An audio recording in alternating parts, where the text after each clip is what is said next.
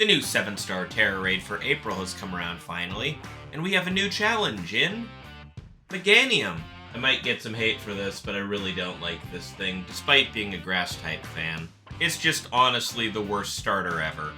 But with a 7-star Psychic Tera variant of it, how hard is this raid? And does Meganium have any surprises for us? The answer is kind of. So without further ado, let's get into it. First and foremost, starting off with the moves and ability. Meganium's hidden ability is Leaf Guard, which honestly doesn't matter right now because nothing's setting the sun anyway, so it's never going to activate. Unless you or your teammates activate it for it, but honestly there's not a lot of benefit for you there, so why? Starting off its moves, it has Seed Bomb, a fairly strong physical grass-type attack that does a fair amount of damage in this case, and acts as the first of Meganium's 2 stabs in this scenario, meaning this is one of Meganium's strongest moves. And therefore it'll probably use it on you consistently if you're at all immune to Psychic. Speaking of Psychic and its other stab attack, it comes equipped with Zen Headbutt. And for its only other main attack, it comes equipped with Body Press as well.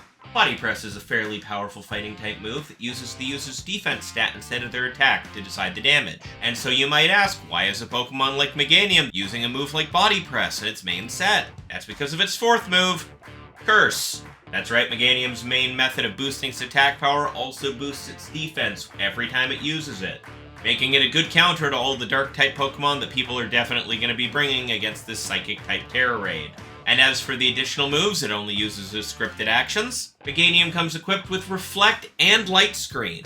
They finally did it, as prophesized. Seriously though, I've been predicting this is going to happen for every single 7-star Tera Raid where they learn both of the above. It was only a matter of time. I'm just surprised it was Meganium of all Pokemon that did it. And as its last move, it comes equipped with Bulldoze, which honestly shouldn't do too much in this scenario, even if you bring a Fire type. It's a very weak move. And based on the way this raid plays out, it's probably only there to lower your speed at the end of the raid. And speaking of Meganium's scripted actions, Meganium will use both Reflect and Light Screen immediately upon the start of the raid before you even get a turn, immediately halving all incoming damage from your team for the first 5 turns. This may seem like a lot, but honestly it only lasts for the first 5 turns, and most people are trying to boost their attack stats anyway at this point, so not really doing anything here. Which is honestly really disappointing for something I've been expecting to happen forever. Meganium's shield goes up at about 85% remaining health, or 80% of the timer, depending on which comes first. Which means you have a relatively small window for utility moves before this happens, but you can usually get about 2 or 3 turns in. And almost immediately after the shield goes up, at about 79% timer remaining, Meganium will reset your stats. Which means, as per usual, if you're boosting your own stats to do a lot of damage, you probably want to start after that happens. As once the timer goes down to 80% time remaining, that's the only time it's going to reset your stats. So make your time count. And for those people trying to drop utility moves on the Meganium before the shield goes up, just remember, at 70% remaining HP, it will reset its own stats, which usually happens while the shield is still up, so you will have to deal with that. It'll repeat this a second time at about 40% remaining HP, so be aware you're going to have to do this multiple times if that's your preferred method. And last but not least for scripted actions, at about 30% remaining HP, Meganium will use Bulldoze, which at first glance doesn't seem like it does much. It's a low damage ground move in a scenario where you're already doing all your damage. However, because this happens fairly quickly after a stat reset for Meganium, and the fact that it's using Curse as a boost, which is lowering its speed every time it uses it, Meganium's stat reset will reset its speed back up to maximum immediately before Bulldoze lowers your speed. Which means now it's entirely likely Meganium is going to be outspeeding you for the first time in this entire raid. So just be aware of that when that happens. Alright, let's quickly talk about tactics for this raid. When picking the Pokemon to bring to this raid, type is very important here. Psychic type is weak to Dark, Ghost, and Bug. However, Body Press covers Dark types really well.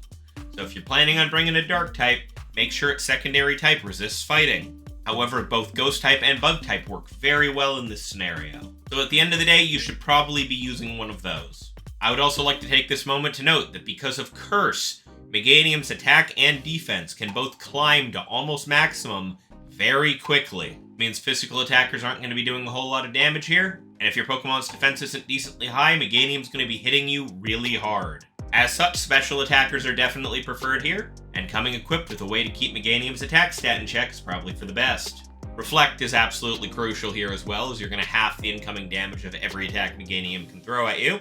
And even coming with a strategy that can keep Meganium burned over the course of the whole fight will go a long way. As burn not only does a little bit of damage over time, it also lowers the Pokemon's attack stat a little. And that's basically the mindset to go into this with. Keep your defenses up, keep Meganium's attack down, and use special attackers to do as much damage as possible. It also doesn't hurt to bring something like Brick Break or Psychic Fang in order to take down the Reflect and the Light Screen turn 1 so you can do max damage out of the gate. But once again, in a Tera Raid, most Pokemon are just setting up for the first couple turns anyway, so there's almost no point because the screens are going to be gone in the next 5 turns anyway. But I know there are some people who aren't here for my 2 cents on how you should make your own Pokemon for this, and they're looking for a pre-made build to use for it. As such, here's my builds for taking on the 7-star Psychic Tera Meganium.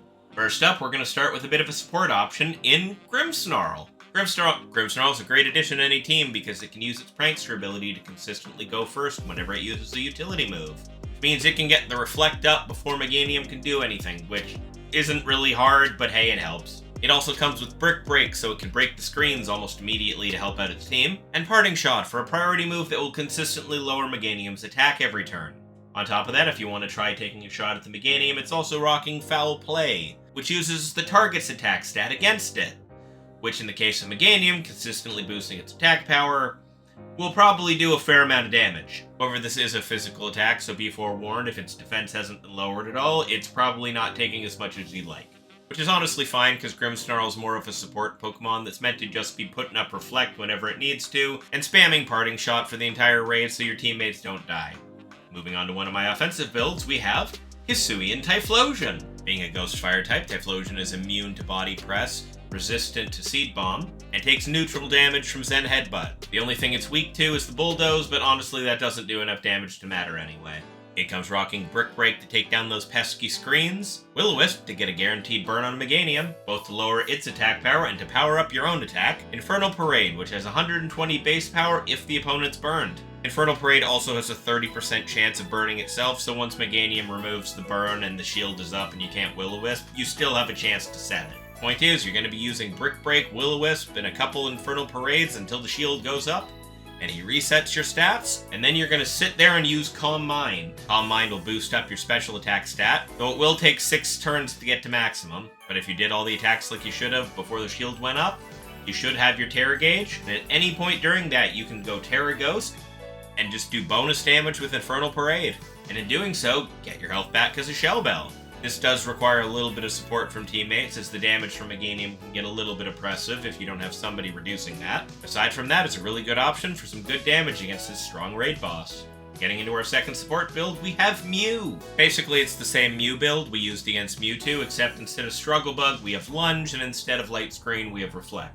Mew can put up the Reflect to half the incoming damage to all its teammates, Life Dew to heal them up, and Helping Hand to boost their damage. But it also comes equipped with Lunge, so it can lower Meganium's attack power by 1 every time it attacks it. Which means Mew is the perfect support in this scenario, both to help your team defensively and with heals. Not to mention that little Helping Hand bonus to boost your attacker's damage. And last but not least, if you're looking to manage this raid on your own because teammates are kinda bad, and you can't rely on anybody to not just get clowned upon, here's my build for soloing the 7-star Meganium with Sinistcha. Now, the idea for this build was brought to me by our good friend Snowybug, but Sinistcha is a great way to solo your way through this raid without help. You just start off the raid by setting Reflect, and get 3 Shadow Balls in before Meganium can put up its shield. Now, once you've done all that, you've got 1 turn left of Reflect, and chances are you're not doing too good for health, so you could drop a Heal Cheer here, but realistically, letting Meganium take you out here isn't a bad call. You'll come back with full HP in 5 seconds. As soon as the shield goes up and Meganium has reset your stats, immediately start with the Iron Defense, making sure you've got your Reflect back up whenever you need to. Once you're at +6 defense, start with a Nasty Plot to boost your special attack, making sure to drop a Heal Cheer whenever you get a little bit low, just to make sure you're topped off. And then once your defense and your special attack have been maxed, go Terra Ghost and Shadow Ball away. Because of the Shell Bell, every one of these Shadow Balls will basically full heal you back to maximum health, and Meganium doesn't do enough damage because of your +6 defense to be able to stop you. Now, fair warning, there's a little bit of a build up here, and in that time, a lucky crit from Meganium can kind of ruin your run. But with a little bit of hard work and some properly placed heal cheers, Meganium goes down. Thank you very much for watching this video. If you like my Tera Raid content, make sure to like, comment, subscribe. It always helps the channel out. And if you ever need help with the 7-star Tera Raid, me and my friends are doing them usually on my Twitch channel at twitch.tv/IXI Studios every Thursday night around 8:30, 9 o'clock on the night they come out. Thank you very much for watching. I'll see you again next time. Peace.